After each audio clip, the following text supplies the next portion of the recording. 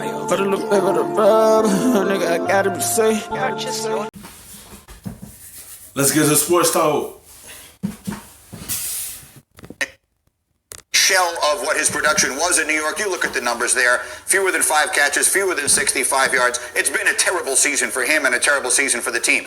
Emmanuel Acho is with us this morning as well. So as you listen to OBJ saying those things, what thought jumps into your mind? I respect Odell's maturation, but he's lying. I mean, that's what it comes down to. I mean, now, in theory, he's not lying because, yes, he's under contract, so he doesn't get to dictate where he is. It's bad enough that he's just not trying to speak to the media. He's just trying to tell them what they want to hear because he already see his teammates continue this talking and not focusing on the field. So he's going to try to say, I'm happy to be at Cleveland. 9 out of 10, he's not happy.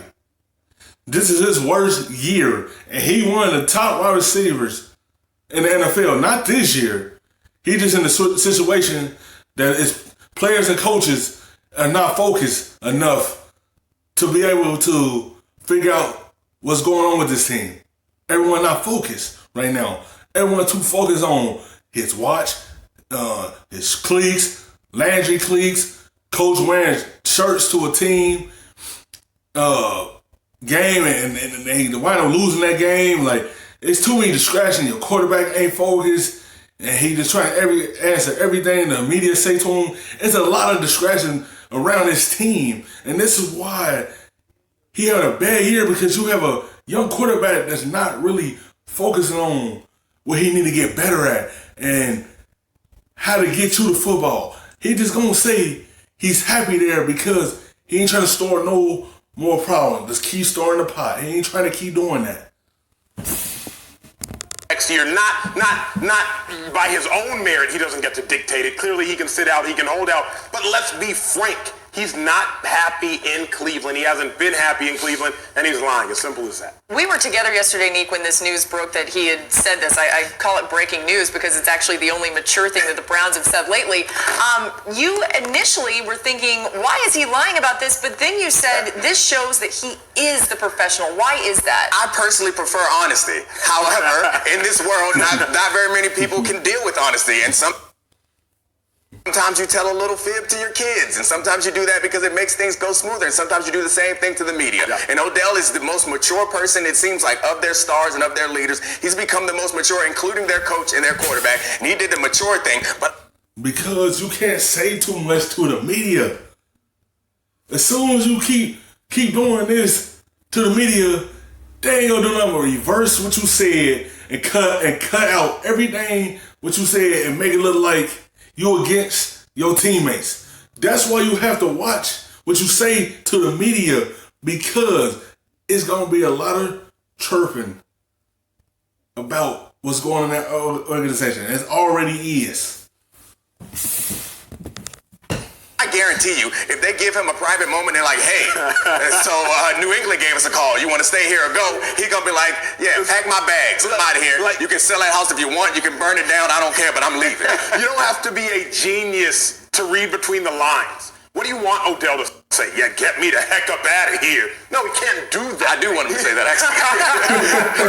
Well, here's the thing, Shefty, because at the end of the day, it isn't up to him. No. So if you're the Browns and you're looking at your overall situation, you can't just run this back, right? This was a disaster of such overwhelming proportion that it requires, I think, some drastic change. What do you expect some of that change to be? Well, it's a great question. Look, again, I don't think they're going to be trading Odell Beckham Jr. this offseason. We'll see how it unfolds. They have to make decisions about who they want to bring back and who they don't. It's occurred to me as we're talking about this. We've had an almost weekly discussion about the Cleveland Browns, and it's never good, and it's never about them. It's never good because it's never about what they do on the field. It's about what they do in a press conference or what they wearing. It's never anything about they play on the field. It's always something off the field. This is why this team's sitting at 6-8, because it's too much drama circulating around the organization. Stop doing this so much in the media. Because next year, y'all to figure out a lot of things. Because I know Odell's not happy up there. Because the way this season going, he going to want to walk right up out of there. It's never nothing about they play on the field. It's everything had to do about the press conference. They just want to talk.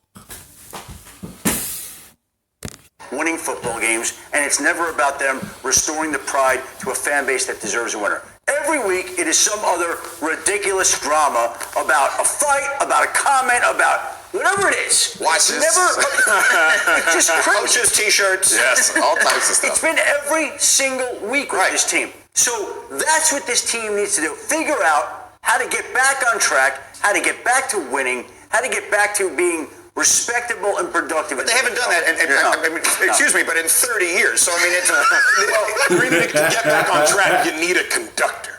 Because if you get rid of Odell, who is literally one of the best receivers in the game, like top five, if you get rid of him, well, who are you getting in return? Like, it just doesn't make sense to get rid of talented players for no reason at all. Yeah, I mean, I'm not even sure that the fan base deserves a winner and that city deserves a winner, but I'm not sure that they conducted themselves in a way that suggests that they should get a winner, being the ownership in that organization. The things that they're doing don't seem consistent with someone that wants to build a championship and build a culture of winning. Yeah. But I will say, they had that 1 week where they beat the Ravens. That was a celebration. That was their Super Bowl. Let's think about that week, Cleveland. And there was a genius out there who said that was a franchise reshaping win. And that was me. Thank you for watching ESPN on YouTube. For more sports, highlights, and analysis.